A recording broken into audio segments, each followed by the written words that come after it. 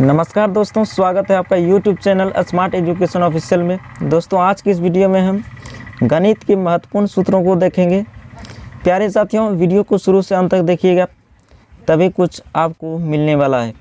आप लोग करते क्या है, थोड़ा सा 1 मिनट 2 मिनट वीडियो देखकर छोड़ देते हैं। इससे आपको कुछ भी सीखने को नहीं मिलेगा।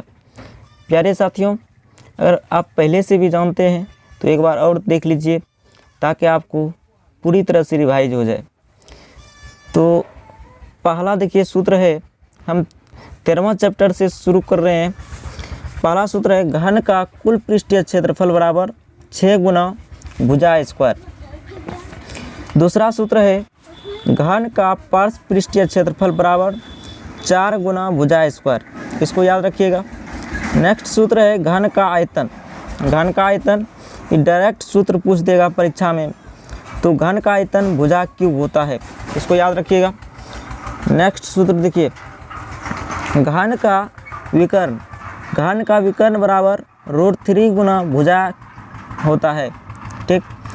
उसके बाद देखिए नेक्स्ट है, घनाभ का कुल पृष्ठीय क्षेत्रफल। घनाभ का कुल पृष्ठीय क्षेत्रफल बराबर 2 × LB + BH + LH, यही होता है। नेक्स्ट सूत्र देखिए, पार्श्व पृष्ठीय क्षेत्रफल बराबर 2 × L + B × H, इसको याद रखिएगा। अगला सूत्र देखिए, घनाभ का आयतन बराबर LBH। L का मतलब हुआ लंबाई, B का मतलब चौड़ाई, H मतलब ऊंचाई। अगला सूत्र की ओर चलिए, घनाभ का विकर्ण। घनाभ का विकर्ण डायरेक्ट कई बार सूत्र पूछा हुआ है और आपको एग्जाम में भी पूछा जा सकता है कि लंबाई चौड़ाई दिया रहेगा कि घनाभ का विकर्ण ज्ञात करें, तो आपको याद रखना है। घनाभ का विकर्ण बराबर √L² + B² + H², ठीक है। अगले सूत्र की ओर चलिए, आयत का क्षेत्रफल। आयत का क्षेत्रफल बराबर लंबाई गुना चौड़ाई, ठीक, इसको याद रखिएगा। आयत का परिमाप। आयत का परिमाप बराबर 2 × लंबाई जोड़ चौड़ाई। अगले सूत्र की ओर चलिए, आयत का विकर्ण बराबर √L² + B²। यह बहुत ही इम्पोर्टेंट सूत्र है। अगला सूत्र देखिए, वर्ग का क्षेत्रफल। वर्ग का क्षेत्रफल बराबर भुजा स्क्वायर होता है, यह भी बहुत महत्वपूर्ण सूत्र है। अगले सूत्र की ओर चलिए, वर्ग का परिमाप बराबर 4 गुना भुजा, यह भी इम्पोर्टेंट है। वर्ग का क्षेत्रफल 4 गुना भुजा। वर्ग का विकर्ण बराबर √2 गुना भुजा। बेलन के वक्र पृष्ठ का क्षेत्रफल बराबर 2πRH, यह भी महत्वपूर्ण सूत्र है। अगले सूत्र की ओर चलिए, बेलन के संपूर्ण पृष्ठ का क्षेत्रफल 2πr² + 2πRH। इसमें 2πr × R + H भी लिख सकते हैं, क्योंकि इसमें 2πr कॉमन आ जाएगा और बचेगा क्या, R + H। बेलन का आयतन बराबर πr²H, यह बहुत ही फेमस सूत्र है। यह क्वेश्चन पूछा जा सकता है 17 फरवरी को गणित में, बहुत ही फेमस सूत्र है। अगला सूत्र देखिए, शंकु का वक्र पृष्ठीय क्षेत्रफल बराबर πRL, बहुत ही इंपॉर्टेंट सूत्र है। अगला सूत्र देखिए, शंकु के आधार का क्षेत्रफल। शंकु के आधार का क्षेत्रफल बराबर πr² है, ठीक। अगला सूत्र देखिए, शंकु का कुल पृष्ठीय क्षेत्रफल बराबर πRL + πr²। इसमें πr जो आ जाएगा कॉमन आ जाएगा, बचा क्या, L + R, ठीक। अगले सूत्र की ओर चलिए, शंकु का आयतन। शंकु का आयतन बराबर 1/3 πr²H, यह भी इम्पोर्टेंट है। अगले सूत्र की ओर चलिए, गोले के संपूर्ण पृष्ठ का क्षेत्रफल। गोले के संपूर्ण पृष्ठ का क्षेत्रफल बराबर 4πr², यह बहुत ही फेमस सूत्र है। अगला सूत्र देखिए, गोले के वक्र पृष्ठ का क्षेत्रफल बराबर 4πr², यह भी बहुत ही इम्पोर्टेंट सूत्र है। अगले सूत्र की ओर चलिए, गोले का आयतन बराबर 4/3 πr³ होता है। अगला सूत्र, अर्धगोले के वक्र पृष्ठ का क्षेत्रफल 2πr²। एक बार देखते जाइए सिर्फ, आपका रिवाइज होते जाएगा, क्योंकि आप लोग पहले से ये सब सूत्र याद ही होगा। अर्धगोले के संपूर्ण पृष्ठ का क्षेत्रफल बराबर 3πr², यह भी इम्पोर्टेंट है। अर्धगोले का आयतन 2/3 πr³। ठीक, इसको याद रखिएगा। सबसे ज़्यादा शंकु का छिन्नक से संबंधित सूत्र पूछे जाते हैं, इसको याद रखिए, बहुत ही इम्पोर्टेंट है।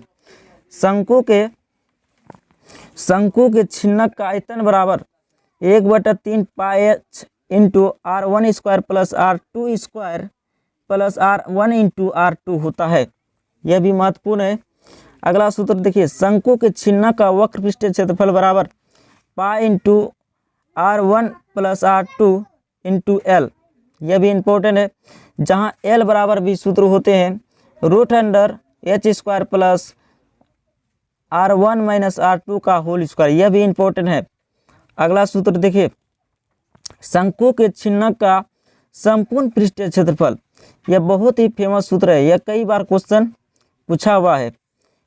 शंकु के छिन्नक का संपूर्ण पृष्ठीय क्षेत्रफल बराबर πl into r1 plus r2 plus πr1² plus πr2 का स्क्वायर। यह 13वां अध्याय का महत्वपूर्ण सूत्र था। एक बार 14वां अध्याय का भी सूत्र देख लेते हैं। प्यारे साथियों, इस वीडियो में हम पूरे चैप्टर का, गणित के जितने भी चैप्टर है सारे चैप्टर का हम ये सूत्र बताएंगे। आप लोग वीडियो में बने रहिए शुरू से अंत तक। देखिए, पहला है माध्य बराबर।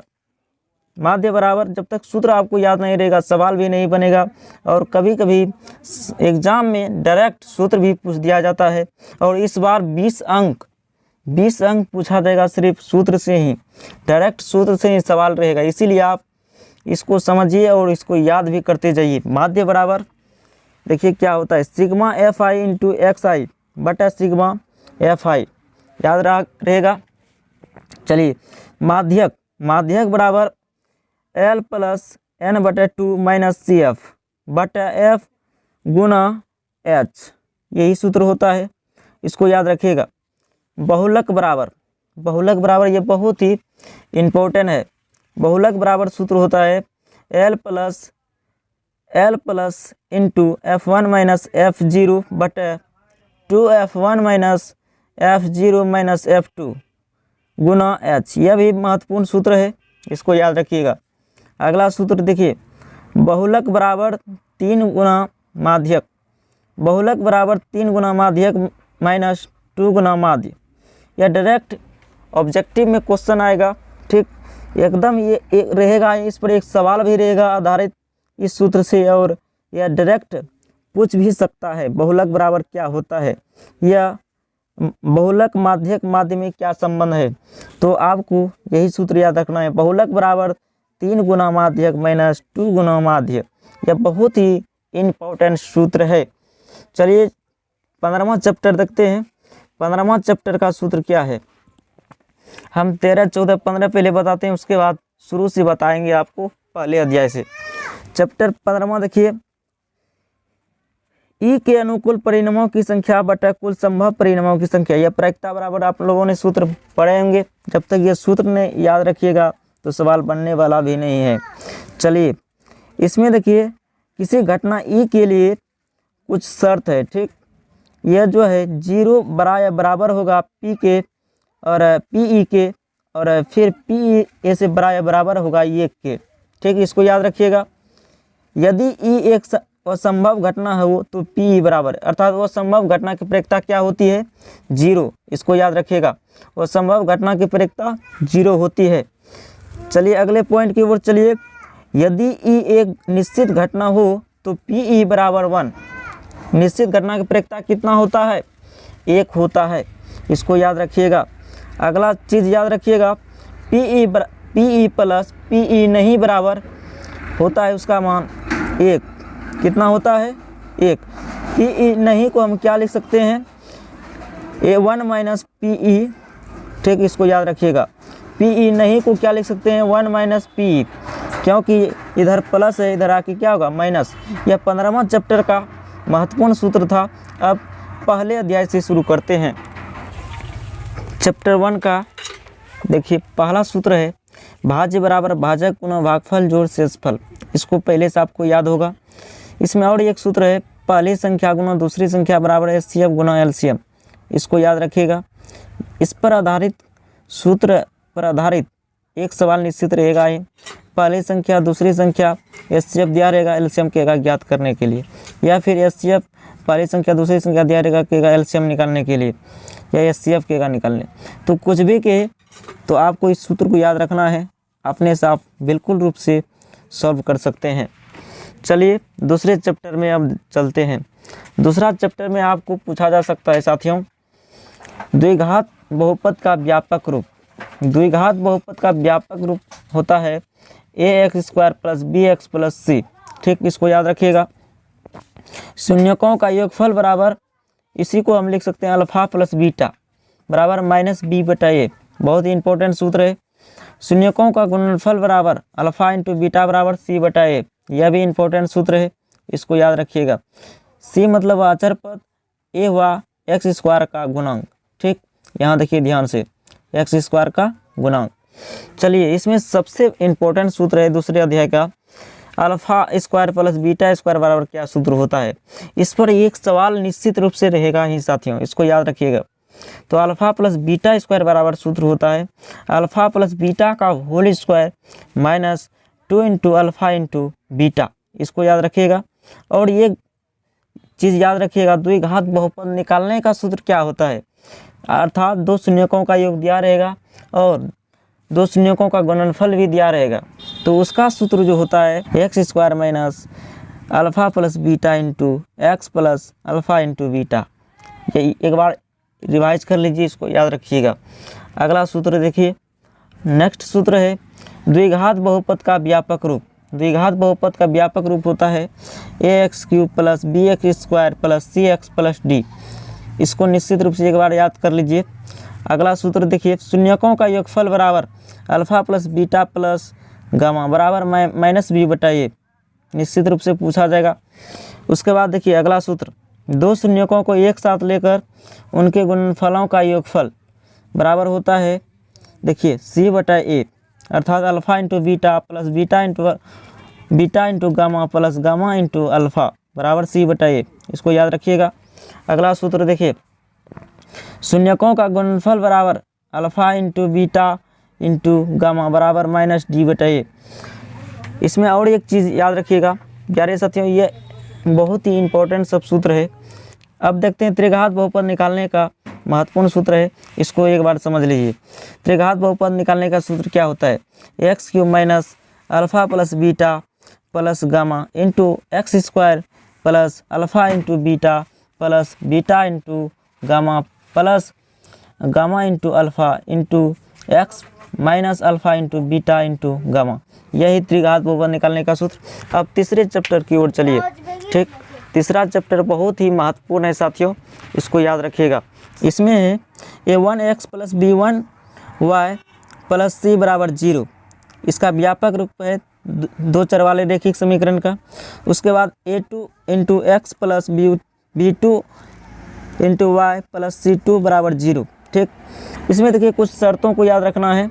देखिए अगर अनुपात a1 प्लस a2 बराबर नहीं b1 बटा b2 होगा तो रेखा जो होगा प्रतिच्छेदी होगा, और इसमें केवल एक होगा। अगर रेखा प्रतिच्छेदी है तो केवल एक हल होगा, और एक चीज़ याद रखिएगा, और युग्म जो होगा संगत होगा। कैसा होगा, संगत। इसका इधर देखिए फिगर भी बनाया हुआ है। ठीक, इसको याद रखिए। दूसरा पॉइंट इसमें ध्यान देना है साथियों, a1 बटा a2 बराबर b1 बटा b2 बराबर नहीं c1 बटा c2। इसको एक बार ध्यान में रखिएगा।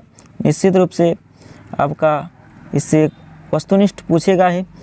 अगर ऐसा कंडीशन रहे तो इसमें रेखा जो होगा समांतर होगा और इसका हल कोई नहीं होगा। देखिए कोई हल नहीं होगा, कहीं प्रतिच्छेदी क्या है तो ये समांतर है, कोई हल नहीं होगा, और युग्म जो होगा असंगत होगा। ठीक, क्या होगा, असंगत। उसके बाद देखिए इसमें देखिए अगर ऐसा कंडीशन रहे a1 बटा a2 बराबर b1 बटा b2 बराबर c1 बटा c2, तो यह जो रेखा होगा संपाती होगा। कैसा होगा, संपाती। और इसके अनेक हल होंगे, क्योंकि एक ही रेखा पर दोनों है तो इसके क्या होंगे, अनेक हल। उसके बाद देखिए समीकरण जो होगा संगत होगा। समीकरण कैसा होगा, संगत होगा। यह जो कंडीशन था, महत्वपूर्ण सब कंडीशन था, शर्त था, इसको याद रखिएगा। अब देखिए वर्ज गुणन विधि से, अर्थात वर्ज गुणन विधि से कैसे हल निकालते हैं, इसको याद रखिएगा। ठीक, देखिए 2 समीकरण दिया है। ठीक, इसमें 2 समीकरण दिया रहेगा, a1x plus b1y plus c1 बराबर 0। दूसरा समीकरण दिया रहेगा a2x plus b2y plus c2 बराबर 0, ऐसा दिया रहेगा।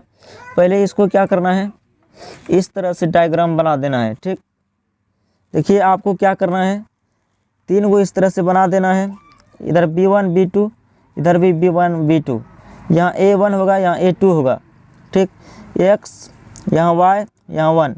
ठीक, अब क्या करना है, देखिए b1 गुना करना है c2 को, और फिर इसमें घटा देना है, किसको घटाना है, b2 माइनस c1 को।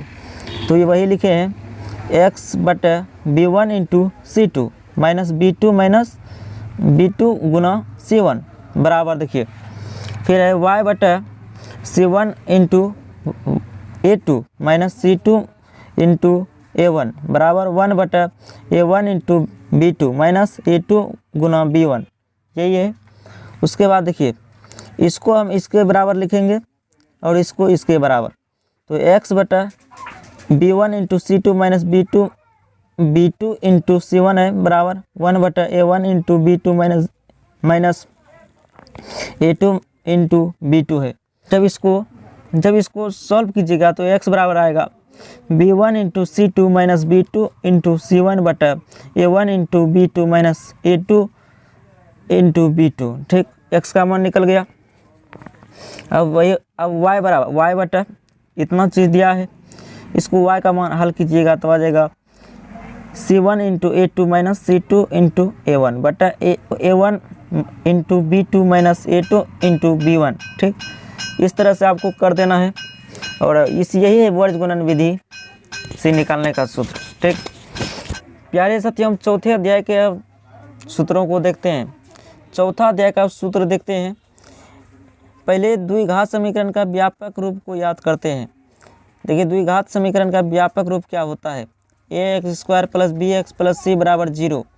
इसका देखिए विवेचक अर्थात d बराबर जो सूत्र होते हैं b² माइनस 4ac, इसको पहले से आपको याद भी होगा। द्विघात बहुपद निकालने का सूत्र देखिए minus b plus minus root under d बटा 2a, यह महत्वपूर्ण सूत्र है। इसमें कुछ शर्त भी है, इसको याद रखना है। d बराबर 0 तो मूल होगा वास्तविक और समान होगा। अगर d बड़ा होगा 0 से तो मूल वास्तविक होगा और समान होगा। ठीक, इसको भी याद रखिएगा। अगर d से बड़ा हो जाएगा 0 तो मूल वास्तविक नहीं होंगे, इसको याद रखिएगा। अब चैप्टर नंबर 5 के महत्वपूर्ण सूत्रों को देखते हैं। देखिए nवां पद का सूत्र निकालने का सूत्र जो होते हैं an बराबर a plus n minus 1 into D. ठीक, और n पदों का योग जो Sn बराबर जो सूत्र आप लोगों ने पढ़ा है n बटा 2 into 2a plus n minus 1 into D, यह भी सूत्र आपको याद होगा। Sn बराबर n बटा 2 into a plus l, a का मतलब प्रथम पद, l मतलब क्या होता है, अंतिम पद। ठीक, और एक सूत्र याद रखिएगा d शार्प अंतर बराबर जो होता है द्वितीय पद माइनस प्रथम पद, इसको अर्थात a2 माइनस a1 होता है, इसको भी याद रखिएगा। अब छठे अध्याय के सूत्रों को देखते हैं। इसमें कोई सूत्र नहीं, इसमें एक शर्त याद कीजिए, दो त्रिभुज समरूप कब होगा। दो त्रिभुज समरूप होते हैं यदि उनकी संगत भुजा का अनुपात बराबर हो तथा संगत कोण बराबर हो। ठीक, इसको याद रखिएगा। प्यारे साथियों, हम 7वां अध्याय के महत्वपूर्ण सूत्रों को देखते हैं।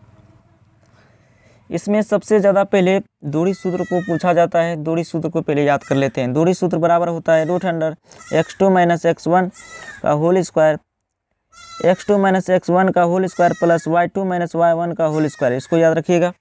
उसके बाद देखिए आपको याद रखना है, जैसे एक चीज़ मूल बिंदु से किसी बिंदु की दूरी root under x square plus y square, इसको याद रखिएगा। उसके बाद देखिए अब विभाजन सूत्र को देखते हैं।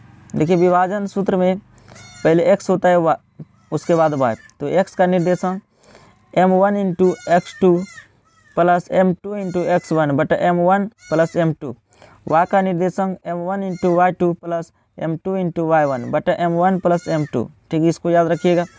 देखिए यदि मध्यानुपात में विभाजित करें तो इसका क्या होता है, अर्थात मध्य बिंदु सूत्र क्या होता है, x1 प्लस x2/2 और y के लिए y1 प्लस y2/2। ठीक, इसको याद रखिएगा। और देखिए त्रिभुज का क्षेत्रफल इसमें पूछा जाता है, त्रिभुज संबंधित भी सूत्र से सवाल रहते हैं। तो त्रिभुज का क्षेत्रफल जो होते हैं 1/2 into x1 into y2 minus y3 plus x2 into y3 minus y1 plus x3 into y1 minus y2। इसको याद रखिएगा। एक चीज़ इस स्टूडेंट को ज़्यादातर ये सूत्र याद नहीं रहता, एक नंबर याद कर लीजिएगा 23 31 12। ठीक, इसको याद रखिएगा, हो जाएगा। अब प्यारे साथियों, अब 8वें चैप्टर के महत्वपूर्ण सूत्रों को देखते हैं। साइन थीटा बराबर b/h, कोस थीटा बराबर b/h, टेन थीटा बराबर p/b। ठीक, कोसेक थीटा बराबर h/p, सेक थीटा बराबर h/b, कोट थीटा बराबर b/p। ठीक, इसको याद रखिएगा। इसमें और एक सूत्र याद रखिएगा, पाइथागोरस प्रमेय से होता है, h बराबर √p² प्लस b²। ठीक, और यह जो मान है, ठीक, वैल्यू टेबल इसको भी याद रखिएगा। साइन 0 डिग्री 0, कोस 0 डिग्री 1, टेन 0 डिग्री बराबर 0। ठीक, ये सब मान दिया हुआ है, एक बार इसको रिवाइज कर लीजिएगा। ठीक, ये सब महत्वपूर्ण सूत्र है। इसे हम इससे के पहले की वीडियो में हम आपको कैसे याद रखना है इसका हम वीडियो बना दिए हैं। ठीक, इसको याद रखिएगा।